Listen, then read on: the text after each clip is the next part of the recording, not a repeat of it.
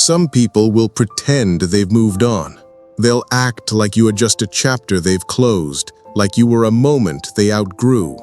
But the truth is, when a connection leaves a deep emotional mark, when it shakes their sense of self, touches their core, and redefines how they experience intimacy, they never truly forget. Not because they choose to remember, but because their nervous system won't let them. This isn't about ego. It's not about trying to be unforgettable. It's about understanding that when you were present with full depth, when you offered an experience of raw emotional truth, whether through love, pain, or powerful contrast, you left behind more than memories. You left a feeling, a frequency. And that doesn't fade just because time passes or distractions appear. Even if they ghosted you, replaced you, denied their emotions, your absence became a presence of its own. Something they can't quite name, but still feel in the silence between moments, in the spaces where others don't measure up. And the more they try to forget, the deeper it embeds, because you don't forget intensity.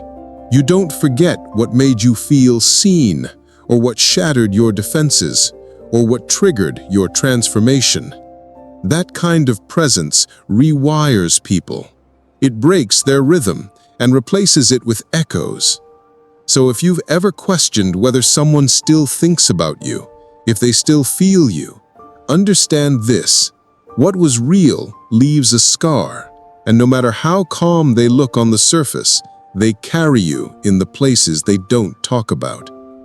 This video is your reminder of that truth, why they can't forget you, no matter how hard they try.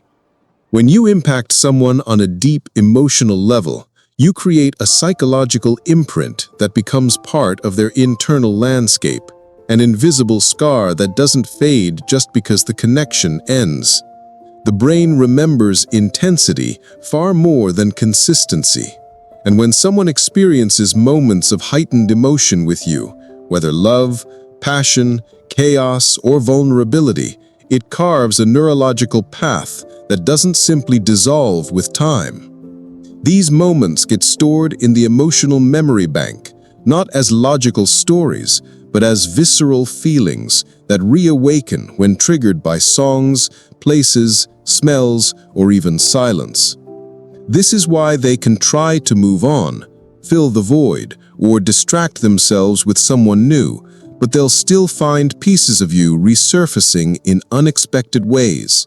They might not admit it. They might act indifferent or even cold. But deep down, their system recognizes the imprint, the way your presence made them feel seen, exposed, challenged, or understood in ways that no one else has since. You became an internal reference point for emotional depth, and the nervous system doesn't forget contrast like that. It replays it, searches for it, and reacts when it's missing. You may no longer be in their life, but you're still active in their subconscious, woven into the framework of how they now experience closeness. This is the silent power of emotional imprinting. It doesn't need your presence to stay alive. It only needed enough intensity to leave a mark. And once that mark is there, it becomes part of who they are, no matter how far they run. There's a reason your absence echoes louder than your presence ever could, because when someone loses access to something that once stirred them deeply, their nervous system doesn't just adjust, it reacts. Absence creates space for reflection, and reflection activates longing, regret, and the gnawing sense that something meaningful slipped through their hands. When you step away, fully, calmly, and without chasing, you don't just disappear, you create emotional friction. You remove the supply of emotional validation, and in doing so, you force them to sit with themselves in a way they avoided when you were around. The silence you leave behind isn't empty. It's charged with memories, what-ifs, and unresolved tension.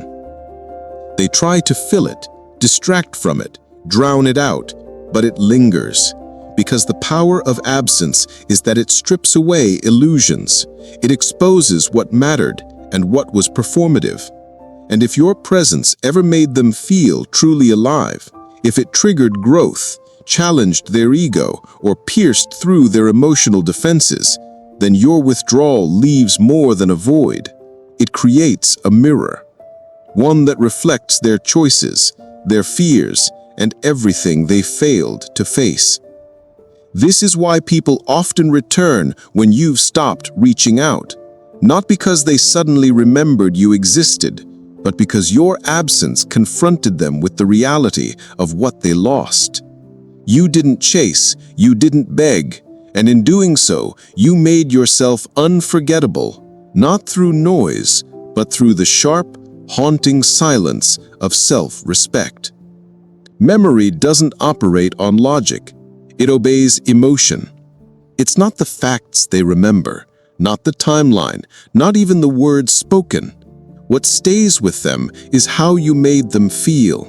The warmth in your voice, the charge in your energy, the way their body reacted when you entered a room or looked at them like you saw through their walls.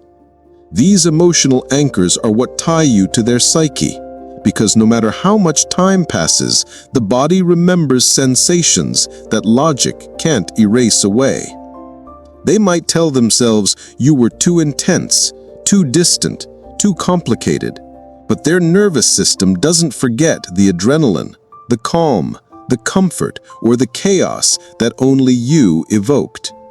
This is why attempts to forget often fail, because forgetting isn't just a mental choice, it's a physiological one, and you can't erase feelings that were never neutral. What lingers isn't the relationship, it's the emotion, especially if that emotion was unresolved, unfinished, or filled with contradiction.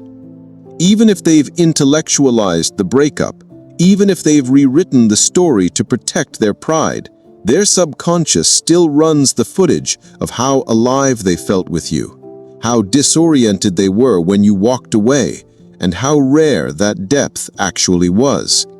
So while they might forget dates, conversations, or the version of themselves they pretended to be, what they can't forget is the internal shift your presence caused, the emotional fingerprints you left on their identity, and the feeling of being moved in a way no one else has replicated since.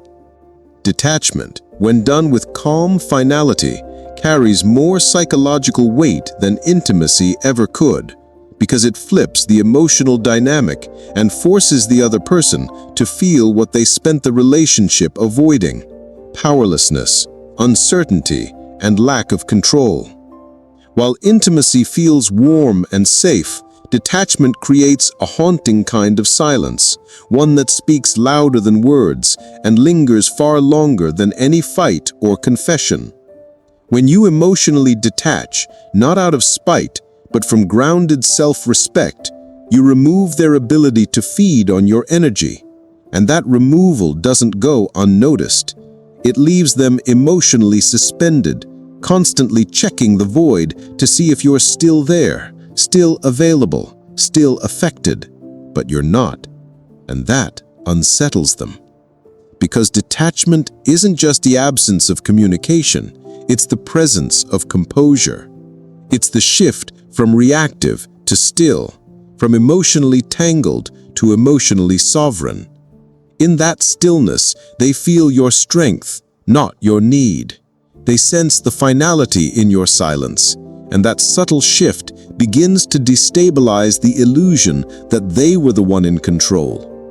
The longer your detachment holds, the more they begin to question the narrative they've told themselves about who you were, what you meant to them, and why they feel your absence like a cold shadow they can't outrun. Emotional detachment done right isn't passive, it's disruptive. It's the unexpected calm that breaks their rhythm, shakes their confidence, and forces them to confront the uncomfortable truth. They no longer have access to you, and that reality hits harder than any confrontation ever could. Guilt and regret are the invisible chains that keep your memory alive in their mind, especially when they know deep down they mishandled something rare. They might not say it out loud, they might even deny it to themselves, but the nervous system keeps score. And when someone fumbles a connection that offered real emotional depth, that loss doesn't fade, it festers. In the quiet moments, when distractions fall away, the mind replays scenes, not to remember, but to re-feel. And what they re-feel is the opportunity they sabotaged, the kindness they dismissed, the love they failed to value when it was right in front of them. They replay the conversations they ended too early, the messages they never sent, the energy they once felt safe taking for granted. And they don't just remember what they did, they remember who they became while doing it. That self-image haunts them. Because when you treated them with sincerity, when you showed up without manipulation, when you embodied consistency and clarity, they weren't just engaging with you, they were being shown who they were in contrast. And when that version of them wasn't good enough, when they chose pride, fear, or ego over vulnerability, that becomes a memory soaked in emotional consequence.